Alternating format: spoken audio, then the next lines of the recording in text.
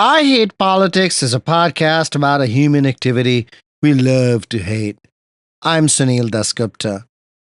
The school year has ended, and the Montgomery County Board of Education has announced a new superintendent who will take over on July 1st. But June 30th ends the 1 year term of Sami Saeed, the Richard Montgomery High School senior who served as the 46th student member of the board, SMOB as the position is called. I asked Saeed for an exit interview following an April school board meeting where he publicly excoriated MCPS staff for failing to move on school safety issues addressed in a board resolution he had sponsored early in the 2023-24 school year. We recorded the interview in May after his AP exams were over.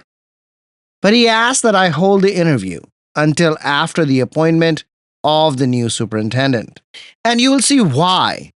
With Thomas Taylor now announced as the new MCPS superintendent, here is 2023-24 SMOB, Sami Saeed, on how he tried to turn MCPS to address student safety. I Hate Politics is brought to you by UMBC's Political Science Program, where you'll learn to shape public policy, impact communities, and function at the center of modern society. Learn more at shadygrove.umbc.edu. I Hate Politics is a podcast about our neighborhoods, workplaces, schools and streets, and our local governments as they function in diverse and democratic societies. This means our politics are messy, dirty, sometimes corrupt, with often self-serving politicians. But no matter how much we may hate politics, we are never exempt from it, even when we refuse to participate. In fact, the purpose of politics is to keep society moving, precisely when we don't agree with each other, like now.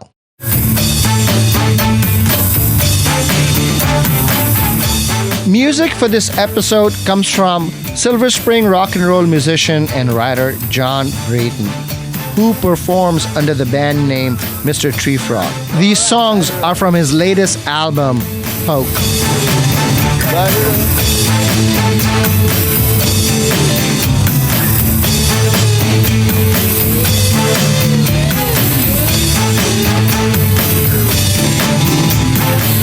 From a life just for one day. Sami Saeed, welcome back to I Hate Politics. Hello, I'm happy to be here today. All right. It's been a little more than a year that you were here as a candidate, and now you are graduating from MCPS. Congratulations. Yes, thank you so much. I appreciate it.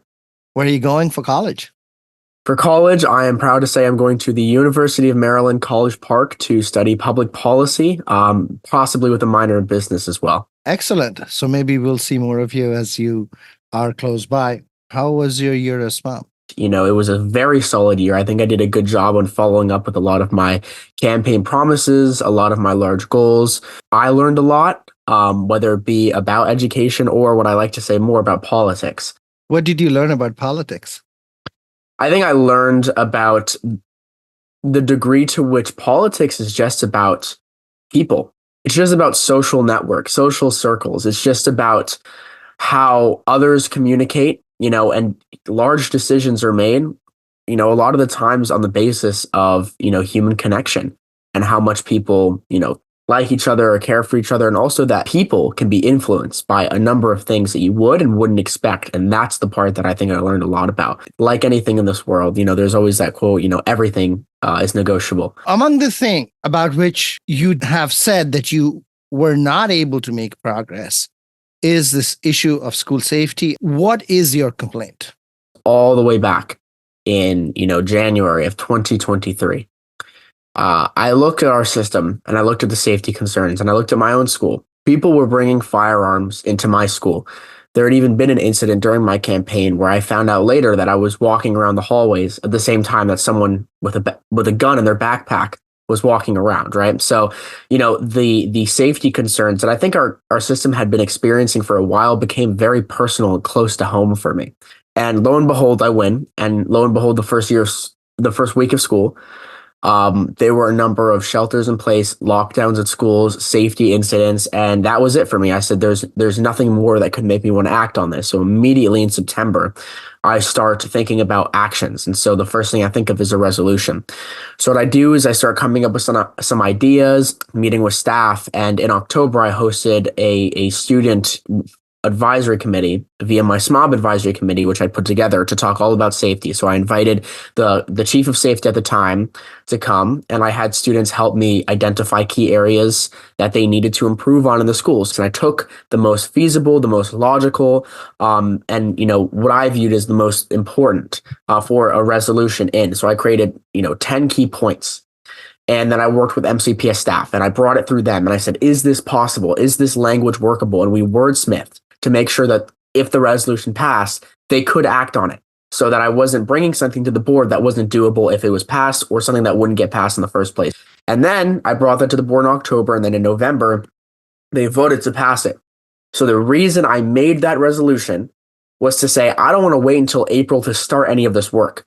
I want to tell the system in November, this is what we need to do. So by April, we're not telling the board what they're going to start. We're telling the board what we have already done to address the problems this year and last year. So that was the goal of the resolution. Now, I knew that there was going to be difficulties with the work because there was turnover in the offices. The chief of safety at the time the resolution was passed and implemented, by the board, is no longer here and wasn't here. Chief of district operations, that was another area of vacancy for a long time. So there were holes.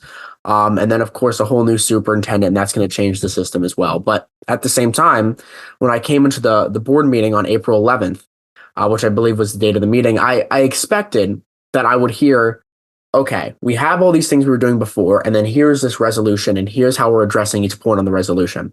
Now, of course, the resolution had long-term and short-term goals, but I was expecting the short-term goals to be started, possibly implemented, and the long-term goals to at least be considered and started by the time of April. Now, upon seeing the presentation, I was shocked in the worst way possible. I mean, I was shocked to see that all they were talking about is there was this audit from 5 years ago that they were now just completing all the steps to. And they had mentioned my resolution and then mentioned no progress on it. And so I was sitting there thinking, are you serious?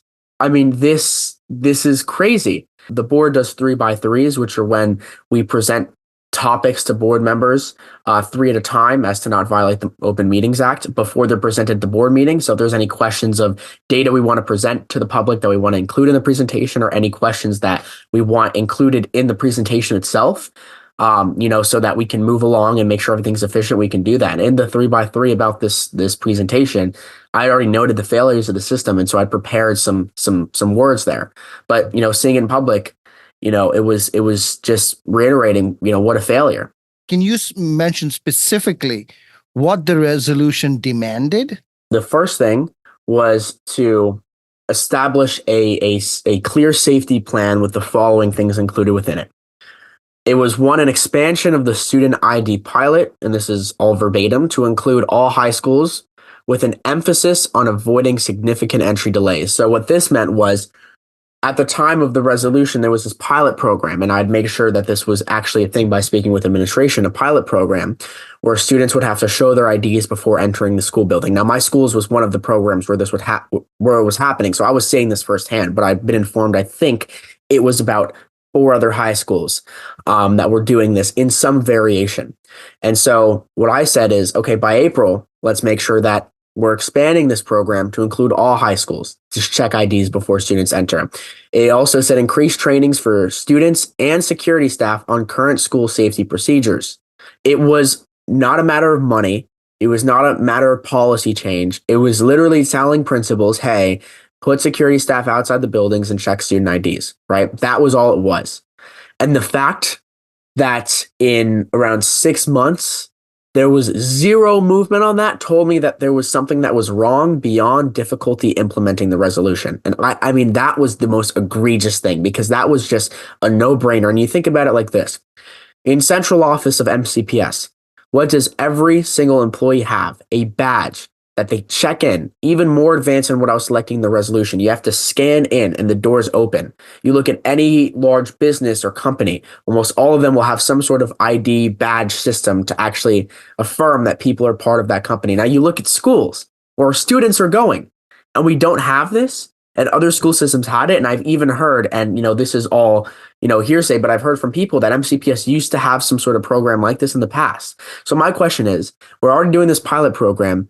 In 6 months, you can't just send a message to principals or staff at high schools alone, saying, we already have given these students IDs. They already all have them. And if any student doesn't, we can easily just get them one and show their ID before entering. We can't do that. That was the one that I just said, are you kidding me? So then with the increased trainings for students and security staff on safety procedures, that came mainly from students telling me that they wanted to see more out of the security staff. What's an example? An example of that, I think a lot of students told me, was the way that security staff were interacting with some students, right? A lack of, I guess you could say, discipline for some sort of students, right? Where they felt like the way that security staff handled situations between students that they knew or that they liked and students that they didn't were very different. They also felt that security staff were not monitoring the school well enough. So we talk about people entering the building and leaving the building. Some people felt like they would just let people kind of walk in and out. And then we know that firearms were entering our building. They felt like they were just hanging around, sitting there, maybe talking kind of on their phones, not engaged, not checking the hallways. I said, let's include more training for them to make sure that all of our security staff, which are key in school safety operations on a day-to-day basis, have the most up-to-date training, professional development. We're talking for school safety procedures. We're talking about, any sort of lockdown or shelter in place, or if you see a weapon, who to go to and all that, which I expound upon later in the resolution. But all of those procedures, I didn't just want to target safety staff, but I wanted to say students need to be part of this as well. If you see something, say something. And so that was something I wanted to include as well. And nothing happened on this. Nothing. No, this was another one where, I had talked before and I had asked, what training do they currently get? What is it? And, the thing that I had heard at the time was once a year, every security guard gets this professional development, this training. I talked to security guards in my school as, does this happen? They said, yes, it can be sort of repetitive if you've been in the system for a while. And I said, it shouldn't be once a year. Maybe we can make it multiple times. Maybe we can, tie some training in with other things. There needs to be more than that. And so I didn't hear any mention of that in the presentation whatsoever. No mention whatsoever. Okay. Number 3. Number 3 was a strategy to support school-based administrations in elevating the monitoring of restrooms and implementing appropriate response methods. So the story behind this one is, this is probably among the chief, maybe 3 complaints I get from students all the time. The bathrooms, there's drug use in the bathrooms, there's fights in the bathrooms.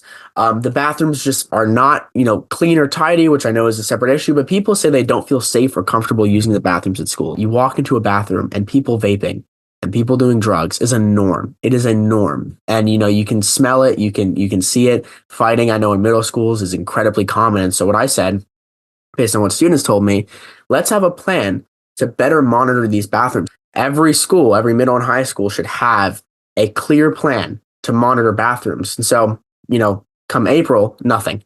That's another area of just nothing. Number 4. Number 4 was innovative approaches to addressing and reducing substance use in school. Now, this is a huge issue. It was something that was mentioned so often in the meeting with students, and something that I think is tied in with safety, especially with, monitoring bathrooms, that I said I wanted to include here. This wasn't, I don't believe, really mentioned in the presentation. I mean, I know that there's separate work going on this. I mean, this is definitely an issue MCPS is always trying to tackle. I know, for example, they did those community parent forums, all about fentanyl, and they tried and trained students on Narcan. But I did feel like, I needed to include that in there to reiterate how important that work is in tandem with safety. And none of this was done. To my knowledge, in that presentation, none of it was done by April. Do you have a sense of why? I know that the changes in staffing were definitely a big problem, but there's a lot of other, I think, failures in leadership and to act that I obviously can't get into. But I think that that was the chief reason, was I think a failure of certain MCPS leaders to act on it. And I think that's something that I saw that really bothered me in the presentation that I think may have been a cause, possibly, was there was this community of practice going around, that was being done. And the community of practice was What is a community of practice? the idea behind it that I believe was you determine your goals for a specific objective, in this case for safety in a school system, by bringing together experts and leaders in a certain field and community members, and you let them give recommendations and advise you on the path to move forward. Now that's the idea. And I think Hold on a minute. Mhm. The Board of Education is the governing body of MCPS. Mhm. They passed a resolution that this must be done. Yep. So, where is the role of a community of practice or whatever else it is? I mean, I don't understand that. And that's the question I was asking. And further than that, the question I was asking is I had brought together over 150 students and I had reached what was in the presentation, the same exact conclusion 6 months prior, the exact same conclusions. I'd brought together a group, I had done the work, and I had brought that to the board. The board agreed with the objectives I'd identified and passed it. So that was one of my biggest things was I'm seeing all this appear. All of these multiple groups that we've heard from community members were, from what I've heard, incredibly ineffective. And due to changes in staffing, we're incredibly disorganized. And we've gotten to the same place that we were 6 months ago with what I had done. Why is the administration redoing the making of the policy by creating some kind of community of practice that now is going to weigh in on what the board has already done? Where is this understanding coming from that MCPS needs to go back and revisit the best practice? Isn't it done already? Yeah, that was my complaint. That was almost word for word. Exactly what I was saying was we had done this. The board had decided we're the governing body that's supposed to represent the community, that's supposed to bring forward that view. And we've determined conclusions. And I mean, even beyond all that, this is a resolution from the Board of Education. There is no authority of the system to delay any of this work, especially when it's communicated right there. So why they didn't? Okay. No idea. All right, no idea. You have no idea about why they didn't follow through on clear direction from the board on policy and pretending that they needed to revisit the policy making itself. No. Okay, I'm going to ask you, do you not want to say or do you not know? I don't know. What is the meaning of accountability in this context? I'll tell you what I experienced and what I did in terms of accountability. So, the chief of safety that we currently have now actually reached out to me after, and I had made sure to, say that nothing was personal, that my comments were about the system, but they said, I want to talk with you one-on-one about, this resolution and then your suggestions and work with you on a path forward. And so I made sure to do that. I met with them multiple times since April. And in that, we have worked together to make sure that by the start of the school year next year, where of course I will not be the student member anymore, that as many of the points of the resolution can be implemented by, I would say, September, October of the start of next school year, and making sure that we are on track. And so that's one way that, and she's obviously trying to help get my vision on what I want to see, but I'm also making sure to say we got to do these things. And you're confident? This time, yes. And this is because also the staff member I'm discussing with now is new. And I see progress already being made on certain things. A lot of the community had called for metal detectors to be implemented in schools, right? And so instead of running headfirst into it, but also not doing anything, I think I'm getting word now that they're opening up opportunities for pilot programs. We'll have metal detectors in the fall? What I think will happen is in spring, we will have a few schools, not all, but maybe around 5 high schools or so, with metal detectors being piloted. Sami, my concern is we'll have implemented a metal detector program in spring of 2025, maybe 2026, by the time there is a downward trend in school safety issues. But I've seen in maybe the last 2 months, at least 4 incidents of guns being brought into our schools. And if we compare it to years prior, I think that those numbers of guns identified in our schools were not as high. And this is all anecdotal, of course, but I've seen it, and 4 guns is 4 guns too many for me. And so for me, when we look at trend data or whatever, I want to put in preventative measures. And if metal detectors, whether it is something where, oh, we don't have this many incidents, we don't have too many, but metal detectors will help ensure that if there is one, we can identify and hopefully stop it. That's enough for me. Okay.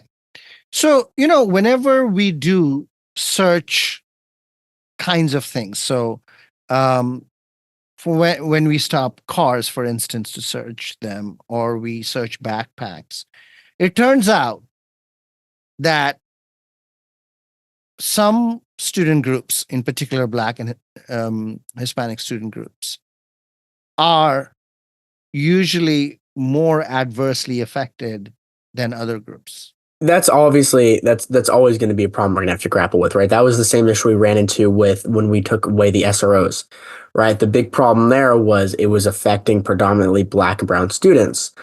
And I think the distinction to be made is, if they're, at least for me, is that if we find that something like metal detectors, if we find that people are actually searching every beep equally, they're not picking and choosing who that they're searching. And of course, this is a very difficult thing to measure and very difficult, process to evaluate. But I think there needs to be evaluations. But if we're finding that it's done properly and that certain data arises out of that, well, then you have to look at, what can the system do to prevent that? But that's a very difficult conversation for sure. Is it realistic to expect that this will be done, quote unquote, properly? Because it hasn't been in the past. Yeah, that's a good question. And even beyond just that, there's a lot of concerns with metal detectors that I've raised even. One big one too is, you think about, you have a school with, let's say Blair, like 3,000 plus kids, right? Let's say a few of them, 30 students, are stopped and searched, right? How long does that take for each of those people? What if there's complications in searching them? What if they have multiple bags? What if one of them says, I don't want to be searched, this and that? How long does that process take? And is it really feasible to be able to do that? And so the question is, we have to look at other school systems. I think Prince George's County, I think DC public schools. Do they do it better? Well, we don't do it at all. Right. Okay, let's talk about fighting. The feedback that you got from students, does it say that there was a lot of fighting? I didn't go to high school in this country, but I know people of my age who went to high school many moons ago. They have all said that there was fighting in schools. What are you trying to prevent and how do you do it? Yeah, I think there is always going to be, fighting. And that's something that we're always going to have to grapple with, right? But I think it's about, one, fights that break out into something larger. Like you look at, Kennedy in the situation where someone brought a knife.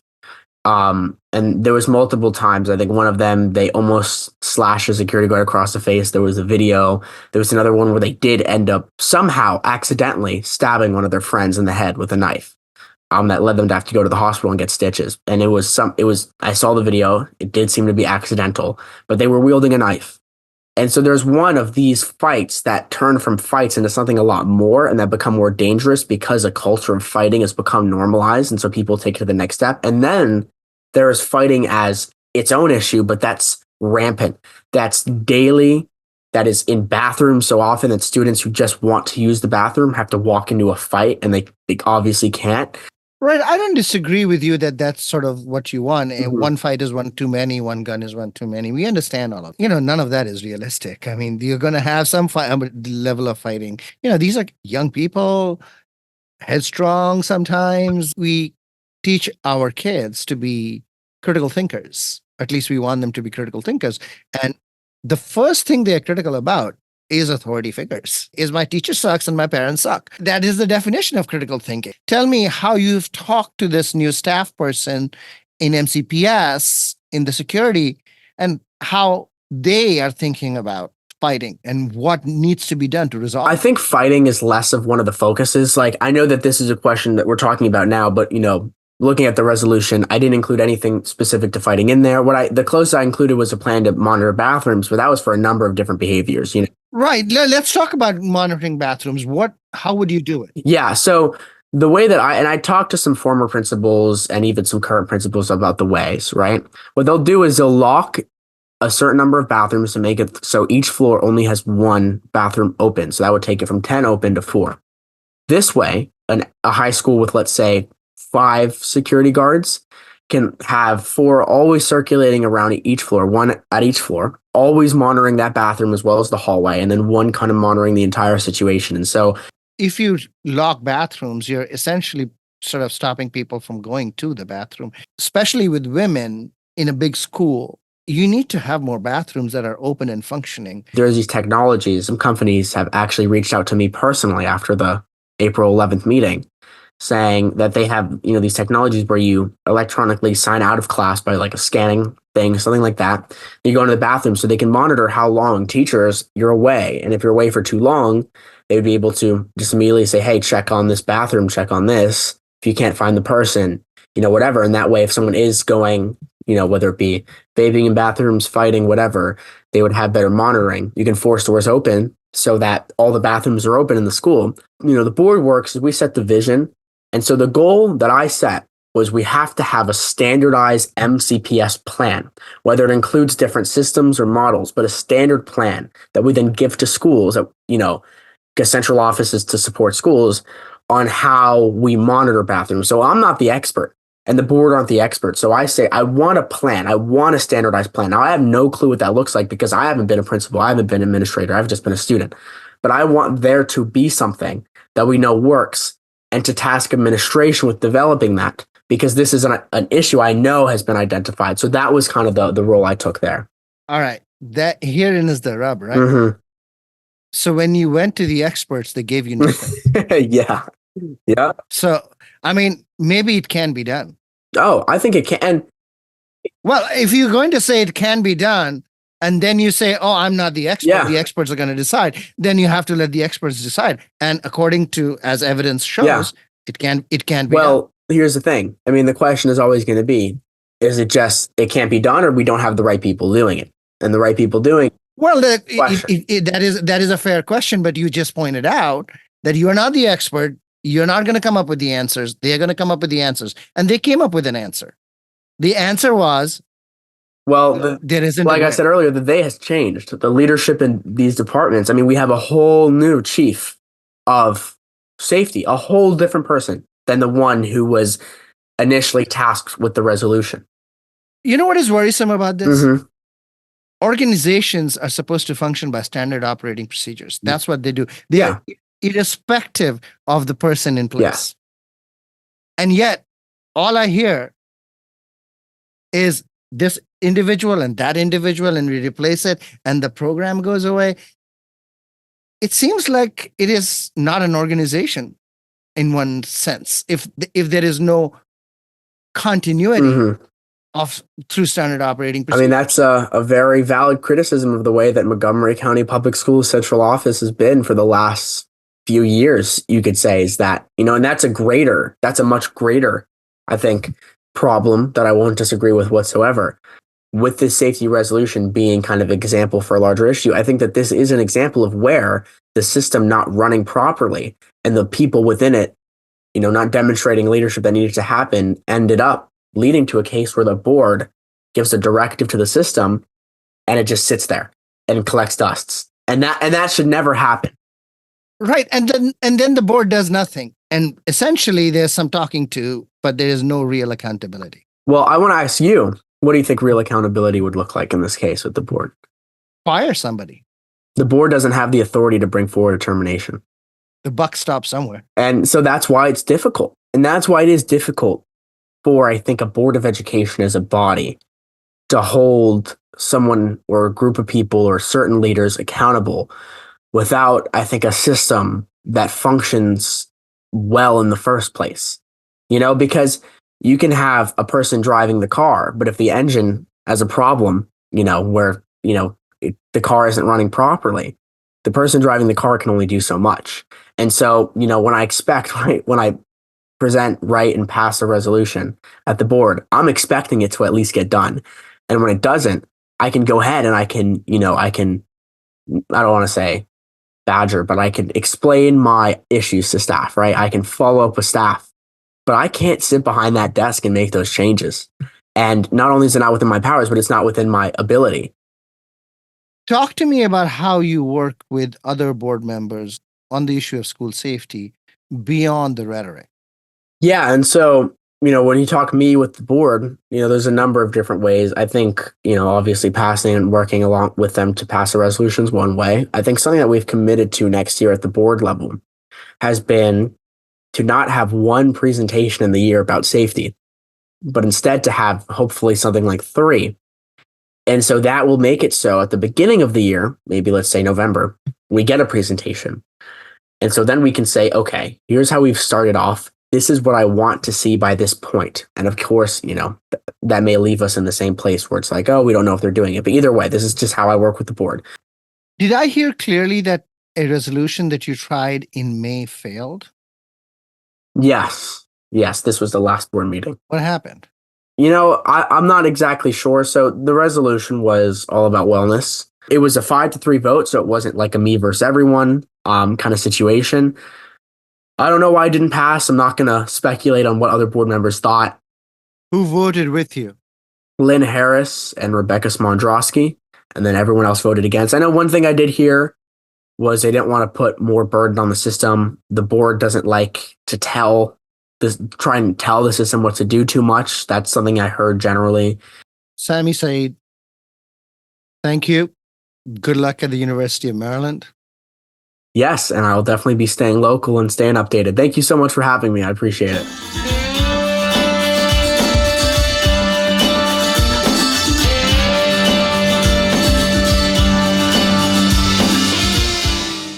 That is Montgomery County student member of the Board of Education, Sami Saeed. In the last 3.5 years of weekly and now twice weekly shows, I have done several hundred interviews and now closing in on 1,000. I can point to maybe a handful that carry the force and frankness of this one. I'll let you draw your own lessons, but caution you that Sami Saeed nevertheless remains steadfast in his support of public education. That's all for this episode of I Hate Politics, where we aim to stem the decline in local news by working with community voices. Don't forget to tune in to our Tuesday morning news analyses. I Hate Politics is produced by me, Sunil Dasgupta, and assistant producer, Adama Gay, with support from University of Maryland, Baltimore County. I direct UMBC's political science program at the universities at Shady Grove in Montgomery County, where, among other things, we explore and learn about politics, government, and society close to home. Music for this episode comes from Silver Spring rock and roll musician and writer John Brayton, who performs under the band name Mr. Tree Frog. The songs come from his latest album, Poke. If you want to share your music on the show or know someone else who might want to, please email us at producer@ihppod.org. I hope you'll subscribe, share, and rate the podcast as we bring you stories about politics close to you and to your home. See you next time.